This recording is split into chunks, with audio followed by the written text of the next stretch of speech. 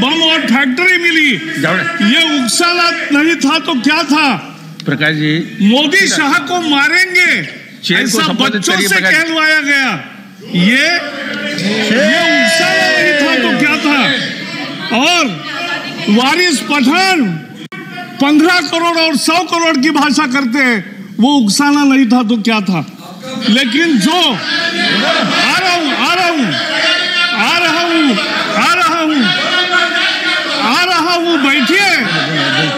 बैठिए 2 ही मिनट हुए, अरे बैठिए।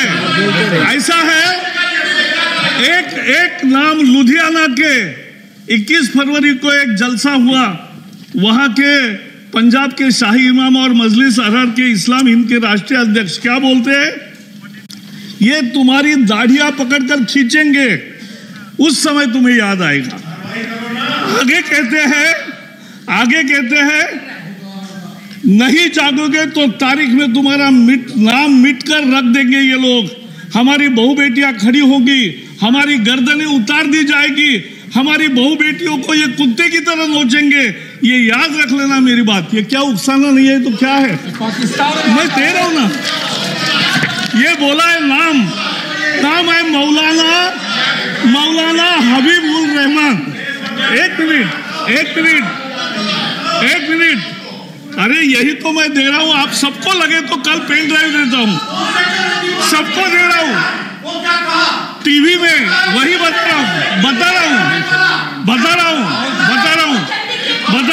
1 मिनट, मौलाना दारुल उलूम कलमिया पूनिया के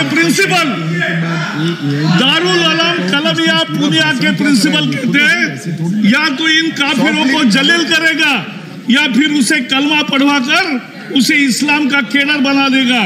या तो अमित शाह रुसवा होके मरेगा या मोदी रुसवा होके मरेगा या फिर उनका बच्चा कलमा पढ़ के मुस्तफा का केडर बनेगा। इस्लाम की खिदमत मौलाना शहरयार रसा कह रहे। अरे ये दिया है ना,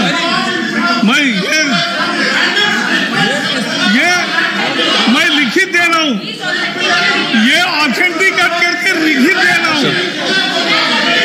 ये एक प्रमुख Mr. Prakash is on a point of No, I'll give you 1 Excuse minute. me.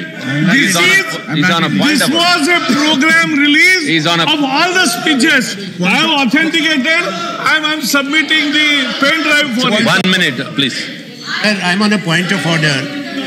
We are discussing a very serious issue, and which is also sensitive. Then what has been said, it is in a context of the incendiary speeches, inflammatory speeches that have been made. When I spoke, we were conscious. So we did not take names. Yes. Particularly as per the rules, the names of people who cannot come and speak for themselves or explain, number 1. Number 2, please allow me. Second, Javadekar ji is a union cabinet minister. He is also the minister responsible for INB. He has produced something which he is now the property of the House. But my submission is, that's why I've raised it, that the minister should not be selective in giving facts or information to the House.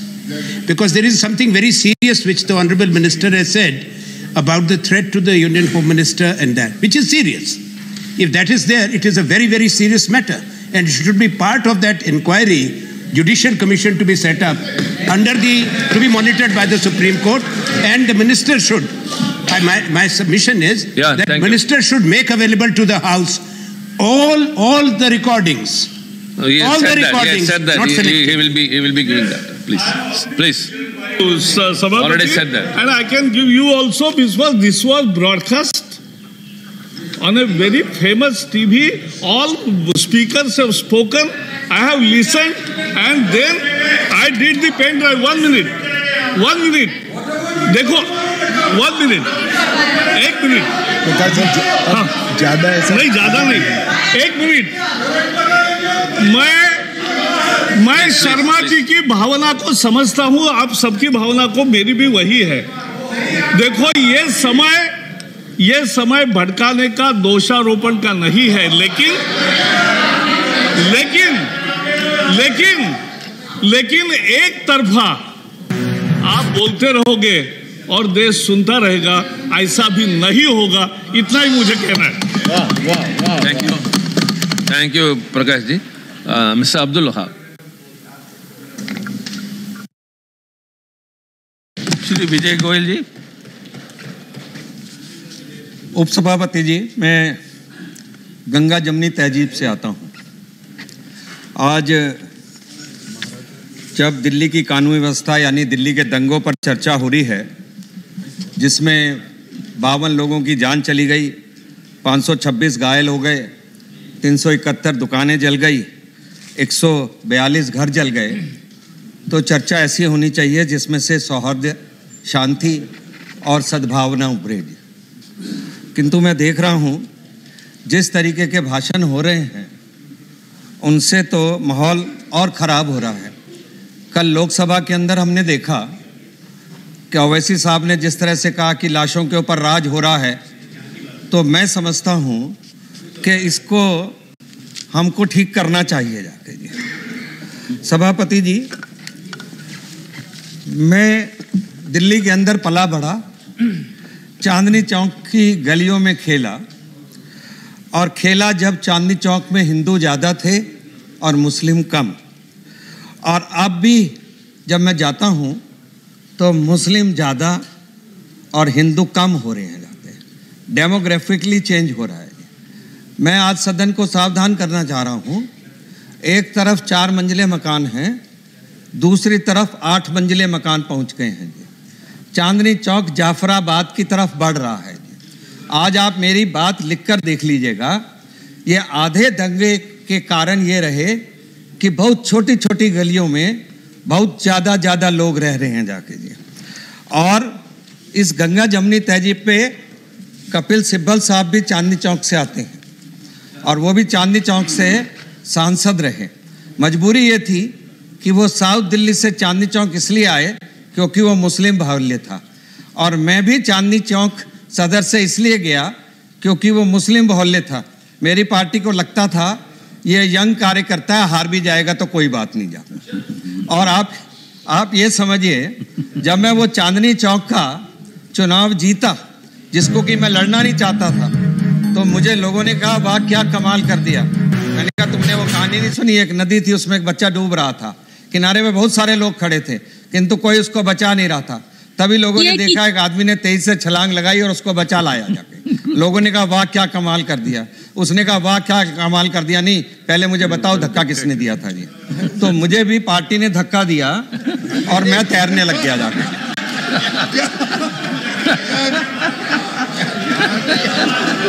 मंत्री बन गया।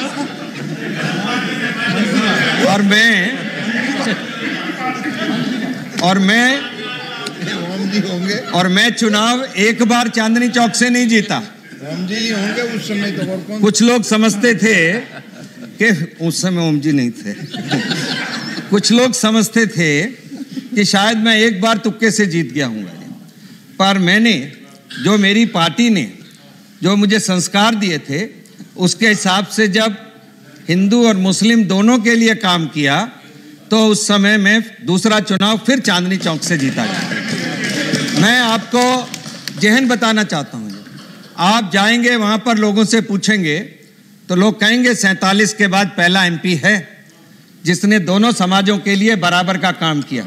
अगर प्रधानमंत्री कोष से राहत दिलाई तो दोनों समाजों के लिए दिलाई। पर मेरा देश मेरे को जब मैं पैदा हुआ तो कैसा मिला था? मेरा देश पैदा हुआ तो जब मैं ऐसा मिला था कि जो धर्म के आधार पर विभाजित था जाके। और उस समय जिन्हों ने ये कहा कि हमारे को तो मुस्लिम्स को अलग एक कंट्री चाहिए, हम यहाँ नहीं रह सकते किसी के दबाव के अंदर, ऐसा देश मिला था। और जब मैं चुनाव लड़ने आया तब भी मुझे समाज विभाजित मिला। मैं जब चुनाव लड़ता था तो 17% वोट छोड़ के लगता था। मुझे ये अच्छा नहीं लगता था। जब एक कैंडिडेट मुस्लिम्स का अतिरिक्त खड़ा हो जाता था तो ये सारा मीडिया लिखता था गोयल ने एक मुस्लिम कैंडिडेट खड़ा कर दिया वोट विभाजित करने के लिए। पर जब 4 हिंदू खड़े होते थे तो कोई नहीं कहता था कि इनके वोट विभाजित होंगे जाकर। तो मैं आपको यह कहना चाहता हूं, ये जो नागरिकता संशोधन कानून है, मेरे को आज तक ये नहीं पता कि जब प्रजातंत्र के अंदर बहुमत का राज है और बहुमत से सदन के अंदर उस बिल को पास कर दिया गया, जिस बिल के अंदर किसी को नागरिकता लेने का नहीं देने का प्रस्ताव है, तो आप आज लोग सड़क पे जाकर उसकी खिलाफत क्यों कर रहे हैं? आज जो शाहीन बाग के ऊपर धरने पर बैठे हैं, उसमें मेरे सामने जो विपक्ष बैठा है, आप लोग जिम्मेदार हैं। शाहीन बाग तक 70 दिनों तक इनको बिठाने के लिए जाके। और सुनिए आप इसके अंदर, और मैं ये कहना चाहता हूं आपको, ये शाहीन बाग घृणा है, ये शाहीन बाग नफरत है, ये शाहीन बाग झूठ है, ये शाहीन बाग मक्कारी है, ये शाहीन बाग देश के विकास में रोड़ा है, ये शाहीन बाग विभाजनकारी है, ये शाहीन बाग सांप्रदायिक है, और ये शाहीन बाग ना होता तो ये दंगा भी नहीं होता जाता। एक शाहीन बाग जब शुरू हुआ तो आप समझिए, अध्यक्ष जी, भाषण देना आसान नहीं होता। जो मैं एक लाइन यहां पर बोलता हूं, वो मैं लाइन अंदर जाती है कि मैं उसको फॉलो करता हूं या सिर्फ कहने के लिए कह रहा हूं। गांधी जी की बातों का असर इसलिए था, गांधी जो कहता था वो करता था। मोदी जी की बात का आज असर इसलिए है, मोदी जी भी जो कहते हैं वो करते हैं। मेरे गृह मंत्री की भी बात का असर इसलिए है, गृह मंत्री कह देगा 370 हो लगेगा तो लगा के रहता है। गृह मंत्री कह देगा 35 के ऊपर काम करेंगे तो करेंगे। गृह मंत्री कहेगा सीए आएगा और 1 इंच भी पीछे नहीं हटकेगा तो नहीं होगा।